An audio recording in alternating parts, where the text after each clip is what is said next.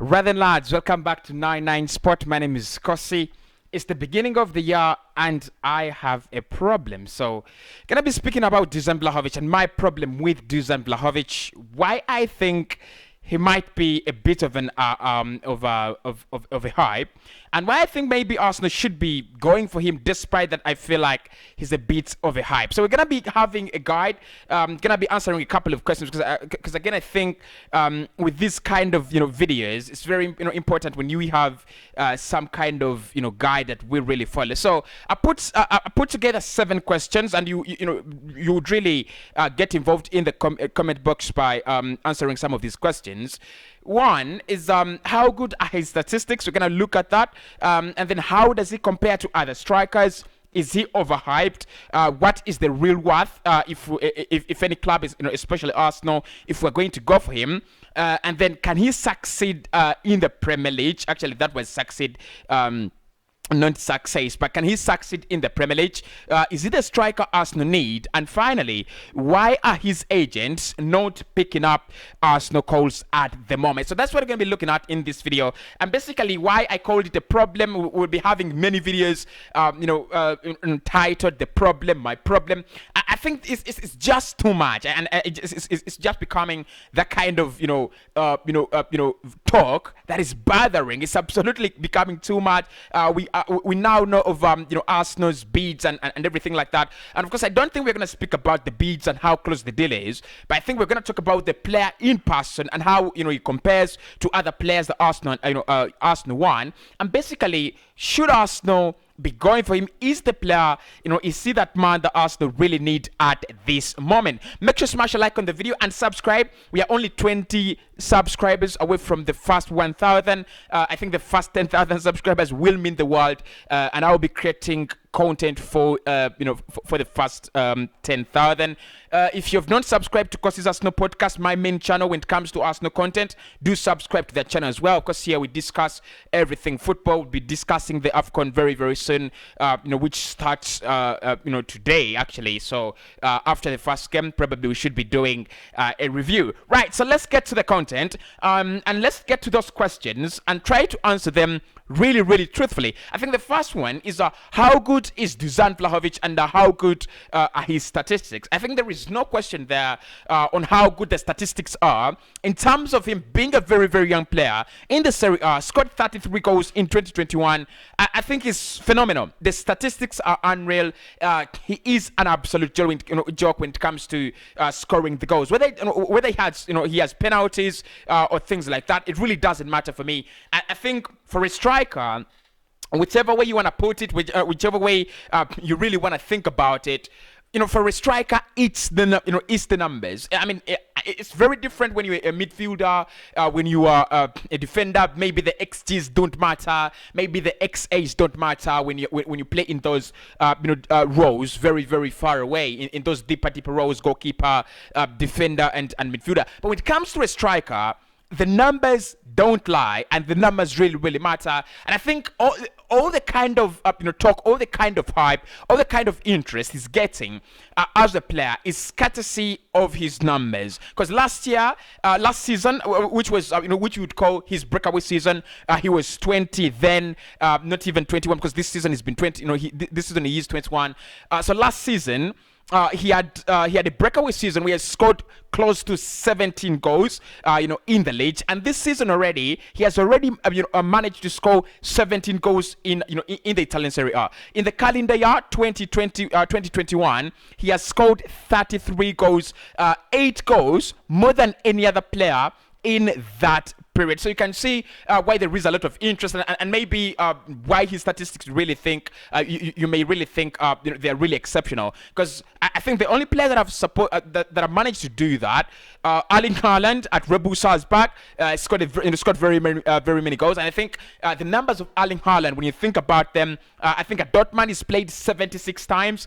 He scored 76 times in around 74 appearances. I think VLAHOVIC is at that level in terms of statistics. Maybe as a player, he's not really done it to prove to be at that level. But again, the statistics do not lie. So in terms of numbers, in terms of statistics, he is really, really good. right? It's absolutely good. And I think Atletico Madrid, Arsenal, Juve, and Manchester City, all of them are much interested in the numbers of the ladder. If I'm his agent, I think the only thing I'm going to be selling is the numbers. He has very, very astronomical numbers. But then question number 2 is, how does it compare to other strikers? And I think in the Arsenal perspective, this question is directed to the likes of DCL, the likes of Alexander Isak, Oli Watkins, and the lot. I don't think it stretches to the likes of Ronaldo, Benzema,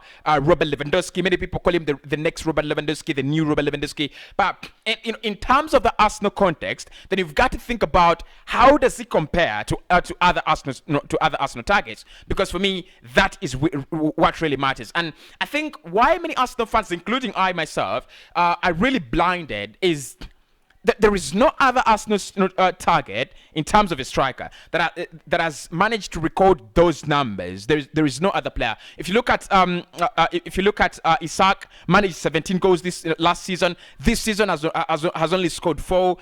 For Real Sociedad. If you look at Gabriel Barbosa, still I don't think he really he's got the numbers of Dusan VLAHOVIC in 2021. If you think about Jonathan David, last season had a very, very good season, 17 goals still.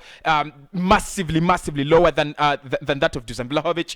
I mean, Oli Watkins had a very good season, but again, he managed around 14 goals last season and 4 assists. Then you've got to think about DCL as well. DCL, I think, had 16 goals last season. So, in terms of comparison, if you're comparing him to other Arsenal targets, in terms of hitting the net, hitting the back of the net as many times as you can, then he's phenomenal. He's absolutely phenomenal. There is no player that comes closer to him. But I think one of the things you've got to think about is the ability to play in Mikel Arteta's system, and then we'll get to speak about that in question number 5. But right about now, if you're trying to compare him to the likes of Alexander Isak and Jonathan David, you've got to ask yourself, does he have the ability to act like Alexander Lacazette? Does he have that ability to be a puppet? Because that is what Arsenal and the system are. You need to be a striker that is really lethal, but again, you need to be a puppet. You need to work for others. You need to be that kind of a yes man to the players around you. Is VLAHOVIC that kind of player? I don't think so. I think he might create actually the Robert Lewandowski kind of atmosphere at Bayern. When I don't score, we do not score. I think that is the kind of player that he is, Dusan VLAHOVIc. And also, in terms of a problem, he might actually turn out to be a Cristiano Ronaldo. We've seen him at United. We will do my video, my problem with Cristiano Ronaldo, and why I think United really made a big problem to sign him. They made a mess. I mean, they targeted the money, the press, and the brand. But in terms of helping the squad and the team, probably they're pulling the squad down. I think VLAHOVIc can be that. We've seen it with Pierre-Emerick Aubameyang. He's been in this Arsenal side that tend to work as a unit. They tend to work together. They just seem to have that kind of consensus on each and everything they do. And Aubameyang has been absolutely off. I mean, miles off the main points, the main arguments, the main norms of the squad and the starting 11. And you've seen Arsenal playing really well, but not scoring goals because they have that kind of target man that is absolutely miles off. And I think that's the problem with VLAHOVIc, that when he gets miles off, it just turns into a Pierre-Emerick Aubameyang. I'm not scoring, so the team will actually not score. So in terms of helping the team and being that kind of player that just attracts good play from the team, he's actually the opposite. You either play well and feed me, then I score the goals, or I do not score, and definitely the team will actually not score. So how does it compare to other players? I think that is a big question. And then what I'm gonna say is I think better than them in terms of being lethal as a forward, because I don't see how many players I can, that many players that I can really compare to him in terms of getting the goals, especially when it comes to if we carve out the Arsenal context, and then just talk about those players that are really linked with Arsenal. Oli Watkins could be that man. For me, I just feel like he can score the goals. Maybe DCL as well, but you've really don't seen 30 goals from them, and I think Arsenal just need that kind of player. It reminds me of Paul Mason's comments. Paul Mason feels like if Arsenal go for DUSAN VLAHOVIC, then they would be title contenders. Can he make us title contenders? I mean, there is a big question there. Right, so question number 3 then, lads, is VLAHOVIC overhyped? It's a big question. It's absolutely a very, very big question. Is DUSAN VLAHOVIC then overhyped? And I'm gonna say not really. I mean, not really. Is he at that standard? Because Arsenal at the moment are bidding 66 million pounds, 58 million pounds cash. And then the rest of around 10 will come in terms of add-ons and bonuses. So you can see that 66 million. Is it worth it? I'm gonna say yes, it's worth it. Right? Is he overhyped? Maybe. Maybe to some extent he is really overhyped, because again, this is not a striker that we have seen score 20 goals per season for 5 consecutive seasons. This is not a striker who scored 30 goals per season for 3 consecutive seasons. No, he's only scored 30 goals in 1 year, and actually he's only scored 15 plus goals in 2 consecutive seasons in only 2 seasons. You're right. So there might be that kind of overhype, and maybe we really do not have as many strikers that are young and giving you that at the moment. It is at the moment you might think about Erling Haaland. Then the next player you're gonna think about is DUSAN VLAHOVIc.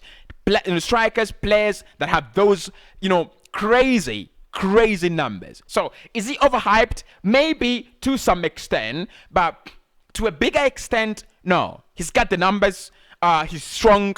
If you read the scout reports around the lad, you've got to just believe he's very, very good. So in terms of being overhyped, in terms of being, I mean, there is a hype. I don't disagree with that. There is hype. You can't actually disagree, because if you look at every positive, every story coming out, it's absolutely positive. There are very, very few critical analyses of DUSAN VLAHOVIc. At the moment, everything is everything is hyping him, and you got to say, you've got to say that you can't take anything away from him. You really can't take anything away from him. He's been absolutely very, very phenomenal. So is he overhyped? Maybe yes, maybe no. It depends on it depends on the context and the club you support, and whether you like him or not, and whether you really feel like that the playing style he's gonna introduce into the Premier League and Arsenal is actually what Arsenal need. Right. So. Then question number 4, lads, is what is his real worth? And that is objective. That's trying to be objective. If he's not overhyped, or if he's overhyped, then what is his real worth? I think this is a very, very interesting question, because with the transfer window now, going as crazy as you might think about it. You've got to ask yourself, players like VLAHOVIc, players like Alexander Isak, players like Erling Haaland, players like Kylian Mbappe, what is their real net worth minus the premium, right? Because I think the premium is what we are paying, but minus the premium, what is the real net worth? What is the real worth of these players? So at the moment, all sources are like 70 million euros, that is what a club should be paying. And 70 million euros for a player who has 1 year left on his contract. That means if he had 3 more years on his contract, we are talking about 100 million, right? 100 million. So, I mean, I don't know what many sites really look at when they are looking at the worth and net worth of a player. But definitely, what I would look at is like if you're a striker, how often do you score? And I think it really averages at least he averages 0.9 goals per 90. That is sensational. And then I've got to ask myself, what is your age? and what is your ceiling, and what is your resale value. I think that is what makes up the worth of a player. In terms of scoring goals, I think he's there. In terms of age, he's only 21, so that means his ceiling is a little bit higher, and is very, very far away from reaching there. And then in terms of resale value, that's the problem. That is my problem. Look, players like Martin Odegaard and Ben White might have a bigger resale value than Dusan Vlahovic. And I know many of you are going to say, Cossy, you absolutely crazy. But I'm not crazy. Why I think so is, look, Vlahovic, if signs for Arsenal for 55 million euros, let's say, and then he scores only, he only manages, 8 goals per season for 2 consecutive seasons, I just feel like, his value is really going to drop as much as it can. For instance, let's talk about Nicola Pepe. I think it's a classic example. Pepe, 72 million euros, from Lille to Arsenal. Right now, his resale value, if you're gonna sell him, 20 million euros. Absolutely, 20 million euros. And if you look at all the clubs that are really interested in Pepe, they're not offering more than that. And Arsenal is also not asking for more than 25 million euros. So that is my problem, another problem with Dusan Vlahovic. Can he actually have that kind of resale value that when you think about it, you're like, yeah, I'm taking him. If it doesn't work out, I'm really selling him. Because again, look, think about this. City bought Ferran Torres, 22 million euros, and they're like, okay, yeah, he's worked up, but yeah, he's had a good year, but is he gonna really play with us? No, we're gonna sell him. And they sold him for 55 million euros, a player who is not a regular player, a player who doesn't impact Manchester City's performance on the first level and even on the second level. He doesn't. Whether he is in it or not in it, it doesn't matter. He's got nothing, absolutely nothing, to impact, no impact to Manchester City, whether they field their first team or their second team. They can do without him, and they're happy, and they're absolutely happy. So Vlahovic resale value, I feel like, his resale value, if it doesn't work out, 2 seasons later, he's worth 20 million. He's worth 30 million euros. And that is a huge loss. So how much is he, is this real worth? For me, at the moment, I think with his contract running down, 30 million euros. If he had more time on his contract, 40 million euros. Nothing more, nothing less. But anyway, let me know, lads, how much would you be willing to pay for Dusan Vlahovic? Right, and then can he succeed in the Premier League, or can he be a success in the Premier League? That's a massive question, and I'm gonna say he can. Absolutely, I'm gonna say he can, because if you look at the attributes of the player, finishing is one of them, and Premier League Premier League defenders, I think one thing you can do to succeed in the Premier League is you've got to be lethal as a striker. I do feel like he's lethal, very, very lethal as well. But I think the other thing I think that the other thing I feel like Arsenal can really benefit from when they sign him is, think about it, lads. Think about it. When it comes to the Premier League, what do you need? When it comes to the Premier League, you need the energy, you need the speed, you need the brain. I don't trust his I don't trust his brain 100%, because again, he's like a kind of very, very direct striker. But in terms of energy, in terms of speed, he's that man. And also, he's got that kind of flexibility. He's got the aerial prowess that you really you would really ask from many players in the Premier League. And then he's got that kind of nice footwork, one-on-ones and things like that. He's really gonna finish up. I don't think he would struggle in the Premier League, but I don't think he would actually bang in those 30 goals in a season straight away. I think it would take him around 2 to 3 years, learning the Premier League, adjusting to defenders in the Premier League, and adjusting to systems in the Premier League. But in the end, if he's given the time, then I believe, I believe he is the striker that the Premier League actually would accommodate. Then, question 6, lads: is he the striker Arsenal need? I think that is genius from me. Genius from me. Is it a striker Arsenal need? We've spoken about it.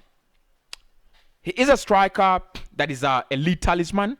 He's a direct striker, bangs in the goals. But think about it, lads. Arsenal are really doing very, very well with Alexander Lacazette. And the attributes, the best moments of Lacazette's game is dropping deep up, collecting that ball, and then distributing it, and also creating space, in which your wingers and number 10 and and other forwards, can actually run into. I think that is what Lacazette does. If you look at the last goal Arsenal scored in the Premier League, it was Saka against Manchester City. Go back, rewatch that goal. It is, Kiantiani drops that ball into the penalty area, and you've got to think about you've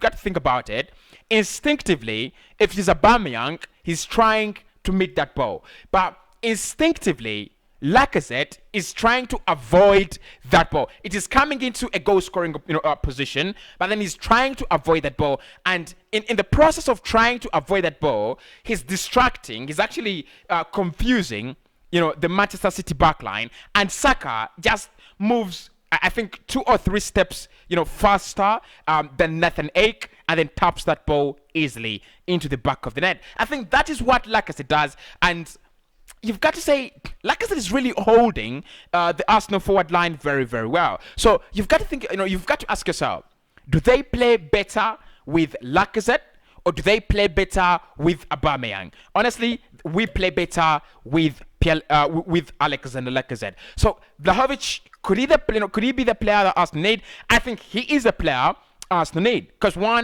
those chances because what your forwards don't do, Martinelli, Saka, they will score for you rebounds, they will score for you through balls, but there are those goal scoring opportunities that come into the penalty area, those balls that have to be met by the striker.